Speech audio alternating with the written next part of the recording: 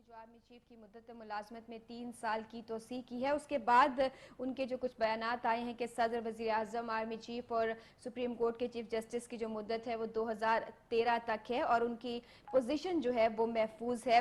आपके ख्याल से जो हम ये समझते हैं नाज़रीन के जो मीडिया में बहस जारी है कि इस तरह इन बयानात से वो क्या साबित करना चाहते हैं कि जो 4 बड़े हैं उनकी 2013 तक पोजीशन जो है वो मुस्तहकम है, तो बीच में जो मुल्क जिसको मुस्तहकम करने की जिम्मेदारी आयद होती है वो जिम्मेदारी जो है वो कहाँ गई। और जो एक मकसद हम काफी अरसे से कह रहे थे कि इनका एक मकसद सिर्फ अपने जाती मफादात हासिल करना है सिर्फ, और मुल्की मफादात है उनको बालाए ताक रखा है, शायद उनके बयान से ये वो खुद साबित कर रहे हैं कि उन्होंने ऐसा किया। जैद हामिद साहब ने हमें ज्वाइन किया। अस्सलाम वालेकुम जैद साहब, रॉयल न्यूज में खुशामदीद।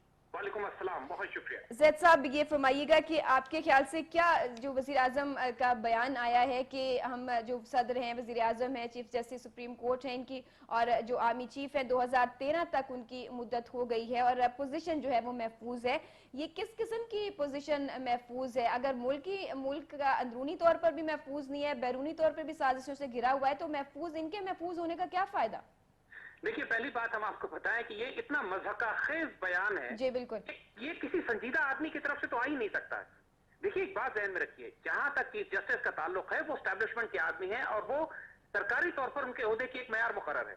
और जहां तक आर्मी चीफ का ताल्लुक है, इस वक्त पाकिस्तान की खुशनसीबी है, ये हम साफ बात कहेंगे कि पाकिस्तान को इतना आला आर्मी चीफ मिला हुआ है और ये भी मगर स्टैब्लिशमेंट के आदमी है। मगर जो सदर और वजीर आजम है, ये इनका ताल्लुक हुकूमत से है और ये इंतखाबात के जरिए जिस किस्म के इंतखाबात, जिस किस्म की हुकूमत थी, ये इन्होंने हुकूमत बनाई है और ये अवाम के आगे जवाबदेह हैं और कोई गारंटी नहीं है कि ये 5 साल पूरे करेंगे जी। क्योंकि ये बेसिकली बयान इनका अपने आप को ये तकवीत देने के लिए है, ये तासुर देने के लिए है कि हम महफूज हैं, अगले चंद सालों तक हम जो मर्जी करते रहें, सुप्रीम कोर्ट और आर्मी हमको नहीं हटाएगी। बिल्कुल, और जिस बात के लिए वो जवाबदेह हैं कि अवाम को दिया क्या है अब तक, उस हवाले से तो वो कोई बात नहीं करते, उस हवाले से तो कोई जस्टिफिकेशन नहीं मिलती। ये बता देते हैं कि बेड़ा जो पहले से गर्क हुआ था हम उसको मजीद जो है वो अपने इकदाम से डबो रहे हैं, ये बात नहीं बताते कि इसको कैसे ठीक करना है। देखिए, एक बात बिल्कुल तय हम आपको बताएं, क्योंकि हुकूमत को सही मानों में अगर कोई खौफ है इस वक्त तो वो सुप्रीम कोर्ट से है और आर्मी से है। ये दो बातें वाजे बताएं आपको। लेकिन और उनको ख्याल ये है कि अगर सुप्रीम कोर्ट ने फौज को अपने साथ मिला लिया तो फिर इस हुकूमत को बचाने वाला कोई नहीं है, क्योंकि ये इससे ज्यादा करप्ट और इनकॉम्पिटेंट हुकूमत हमारी तारीख में नहीं आई आज तक। इनके ऊपर एनआरओ के केसेस हैं, इनकी डिग्रियां जाली हैं, इनके तमाम जो फैसले ये कर रहे हैं इतने गैर कानूनी है, मावराए पार्लियामेंट सारे फैसले किए चले जा रहे हैं, पार्लियामेंट में कोई फैसला नहीं होता। करप्शन और लाकानूनियत, बेरोजगारी, महंगाई एक आसमान से बातें कर रही है और इस मुल्क में लगता यह है कि एक बनाना रिपब्लिक बन चुकी है जो पिछले 2-2.5 साल में इन्होंने हुकूमत की है उसमें। और इनको अंदाजा है ये बात कि अब इनका एहतसाब अगर अवाम नहीं कर पा रहे, क्योंकि अवाम तो महंगाई तले पिसे हुए हैं, तो इनका एहतसाब सुप्रीम कोर्ट और फौज कर सकती है जी। और ये अटेम्प्ट है इनकी ये साबित करने के लिए कि फौज और सुप्रीम कोर्ट हमारे साथ है। ये इनकी बहुत बड़ी गलतफहमी है। फौज मुल्क के साथ है, रियासत के साथ है और फौज मुल्क की मफादात का दिफा कर रही है।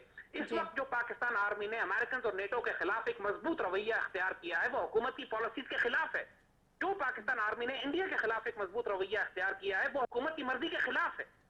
और जो नेशनल सिक्योरिटी के जितने इश्यूज हैं जिस पर फौज ने अपना एक मजबूत रवैया कायम किया है जनरल कियानी की सरबराही में, ये पाकिस्तान के मफाद में, लेकिन इस हुकूमत के तमाम फैसले पाकिस्तान के मफाद के खिलाफ जा रहे हैं जी। बिल्कुल, लिहाजा अगर इनकी ये खुशफहमी है इस एक्सटेंशन देने की वजह से चीफ ऑफ आर्मी स्टाफ इनकी तमाम तर करप्शन और इनकॉम्पिटेंसी और बैड गवर्नेंस और उनके मुल्क का बेड़ा गर्क कराने के जितने ये स्टेप्स ले रहे हैं उसकी वजह से चीफ ऑफ आर्मी स्टाफ उससे तरफ नजर करेंगे और इनके साथ ताउन करेंगे, ये इनकी सबसे बड़ी गलतफहमी है। जी बिल्कुल, जैद साहब आप हमारे साथ और चीफ जस्टिस जी जैद साहब आप हमारे साथ लाइन पर ही रहिएगा। हम अपने नाज़रीन को एक ब्रेकिंग न्यूज़ जो है वो सुनाते चलें कि मियां इफ्तिखार हुसैन सूबाई वज़ीर इत्तलात जो हैं सूबा खैबर पख्तूनख्वा, उनके बेटे के कत्ल की इत्तलात जो हैं वो मौसूल हुई हैं और अभी तक ये इत्तलात जो हैं वो यही मौसूल हुई हैं। वज़ीर इत्तलात खैबर पख्तूनख्वा मियां इफ्तिखार हुसैन के बेटे के कत्ल की इत्तलात मौसूल हुई हैं। नामालूम अफराद की फायरिंग से उनको कत्ल कर दिया गया है।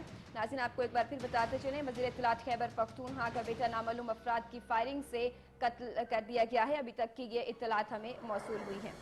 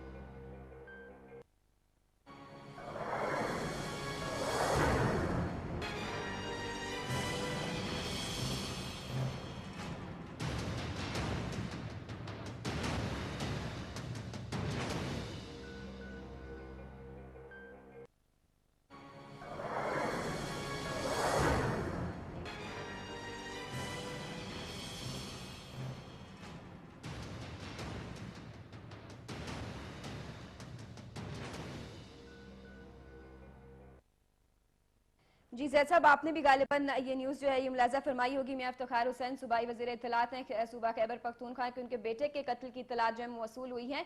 तमाम तर मुल्क में हालात ही कुछ अजीबो गरीब से हालात हैं, और अब ये वाक़या जो है ये ताज़ा तरीन वाक़या रूनुमा हुआ है।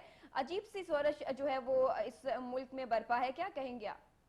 देखिए, जो हुकूमत अपनी हिफाजत नहीं कर सकती और मुल्क के अरबों रुपए के वसाइल सिर्फ अपनी जाती सिक्योरिटी पर खर्च कर रही हो और अवाम को उसने लिटरली, अंग्रेजी में कहते हैं, they've left the people to the dogs। जब ये सूरत हाल हो तो ये हुकूमतें ज्यादा अरसा नहीं चलती, चाहे ये सुप्रीम कोर्ट से जो मर्जी ताल्लुकात ठीक करने की कोशिश करें या चीफ ऑफ आर्मी स्टाफ को एक्सटेंशन देके कोशिश करें कि शायद ये समझे कि उनको हम राजी कर लेंगे और फौज हमारे खिलाफ कोई कार्रवाई नहीं करेगी, तो ये इनकी गलत फहमियां हैं। तो मुल्क के मफादात हैं, वो फौज उनको ज्यादा अफजलियत हमेशा देगी, और हुकूमत वक्त खास तौर पे जो इतनी इनकॉम्पिटेंट और करप्ट हुकूमत वक्त हो, जिसकी वफादारियां ही मशकूक हो, जिसकी कॉम्पिटेंस और गवर्नेंस पे शक हो इंसानों को, तो फिर इस किस्म की हुकूमत को अपनी अमल के बल पर अपनी खैर मनानी चाहिए। बिल्कुल बहुत जी, हम जैसे अब अपनी गुफ्तगू पर वापस आते हैं। हम बात कर रहे थे कि मुल्क को दरपेश चैलेंजेस है, उनका मुकाबला करना, उनका बहरानों से निकालना, ये अव्वलीन मकसद होना चाहिए हुक्मरानों का, क़यादत का। तो ये मकसद तो वहीं पर आज जैसे कि हम वज़ीर आज़म के बयान के हवाले से ही बात कर रहे हैं, वहीं पर ये मकसद फौत हो जाता है वहीं पर कि ये जो अव्वलीन मकसद है उससे हटकर अपने ओहदों को या अपने मफादात को तरजीह देते हैं। क्या अवामी गज़ो गज़ब से किसी किस्म का कोई डर नहीं है, कोई खौफ नहीं है इनको? इनको कोई नहीं बचा सकेगा अगर इसी तरह की गवर्नेंस करते रहे। देखिए, बड़े से बड़े ताकतवर हुक्मरान, जुल्फिकार अली भुट्टो अपने वक्त में बहुत ताकतवर हुक्मरान थे, जो अपनी कुर्सी को हाथ रख के कहते थे कि कुर्सी बहुत मजबूत है, इसे कोई नहीं हिला सकता। उनको भी एक शदीद अवामी दबाव के तहत हवा में बहा के ले गए। फौज उस वक्त इंटरफेयर करती है कि जब सूरत हाल आपे से बाहर हो चुकी होती है।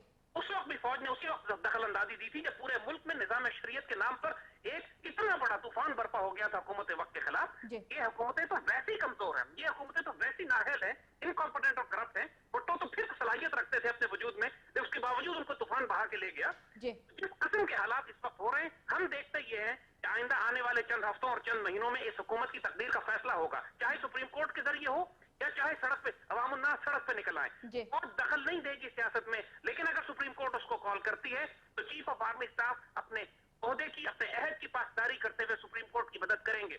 बिल्कुल, हम अब बिल्कुल जैसा हम इसी तरफ आ रहे हैं। आपके ख्याल से जो ताल्लुक, जो सबसे सिक्योर पोजीशन है वो चीफ जस्टिस की और चीफ ऑफ आर्मी स्टाफ की है, आप ये समझते हैं कि अगर क़यादत के अगेंस्ट या हुकूमत के अगेंस्ट इन दोनों को इकट्ठा होना पड़ा तो कुछ ऐसी मुस्तकबिल में सूरत हाल जो है वो आएगी सामने? देखिए, ऐसी सूरत हाल तो साफ बनते हुए नजर आ रही है, और ये बात हम फिर कह दें कि चीफ ऑफ आर्मी स्टाफ का होना इस वक्त पाकिस्तान के लिए बहुत बड़ी रहमत है, और इस वक्त चीफ जस्टिस का किरदार भी पाकिस्तान के लिए इंतहाई खुशनसीबी का बायस है। और इन दो ताकतों का आपस में मिलना तो पूरे पाकिस्तान की आवाम इनका साथ देगी, इसमें हमें कोई शुबा नहीं है। जी ज़ैद साहब, किसी किस्म का आप प्रेशर देख रहे थे? गिलानी साहब की जो स्पीच है उसको काफी तनकीद का निशाना बनाया गया है, उस पर काफी ऐसी बातें हैं, कुछ तहफ़्फ़ुज़ात हैं कि शायद वो किसी दबाव में थी, आप ऐसा समझते हैं? देखिए, ऐसी कोई बात मुझे नजर नहीं आती है। दबाव जो इनके ऊपर है वो सिर्फ अपनी करप्शन का है, दबाव जो है मिसमैनेजमेंट का है, और ये खौफ है कि सुप्रीम कोर्ट और फौज इनको तख्ते से, यानी इनके तख्त को तख्ता ना बना दे। इनको यही खौफ है, और कोई दबाव और खौफ इन पे नहीं है।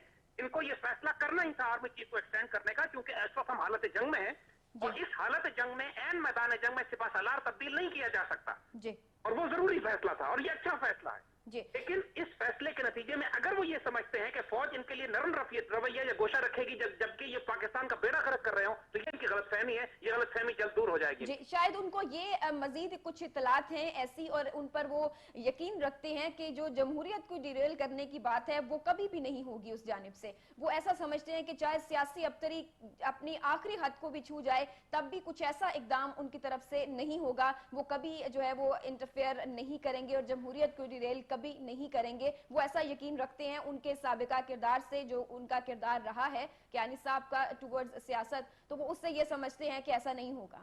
देखिए, कियानी साहब एक प्रोफेशनल सोल्जर हैं, और वो किसी सूरत में भी सियासत में दखल नहीं देंगे, ये बात तो बिल्कुल तय है। लेकिन इसका मतलब ये भी नहीं है कि कियानी साहब अपनी जिम्मेदारी पूरी करते हुए सुप्रीम कोर्ट की मदद नहीं करेंगे अगर चीफ जस्टिस उनको तलब कर लें तो। और दूसरी तरफ ये भी इसका मतलब नहीं है कि अगर लाखों की तादाद में लोग सड़कों पर निकल आते हैं, अनारकी और क्योस फैल जाता है, मुल्क की सरहदें महफूज नहीं रहती, दाखिली सूरत हाल खतरनाक हो जाती है, तो ये फौज जो पाकिस्तान की नजरियाती है, जोग्राफियाई सरहदों की महाफिज है, ये खामोश बैठ के तमाशा देखेगी। ऐसा नहीं होगा, ऐसा नहीं होगा। बहुत शुक्रिया जैद साहब, रॉयल न्यूज से गुफ्तगू करने के लिए। जैद हामिद साहब हमारे साथ लाइन पर मौजूद थे और ये जो 4 बड़ों की 2013 तक पोजीशन महफूज हो गई है और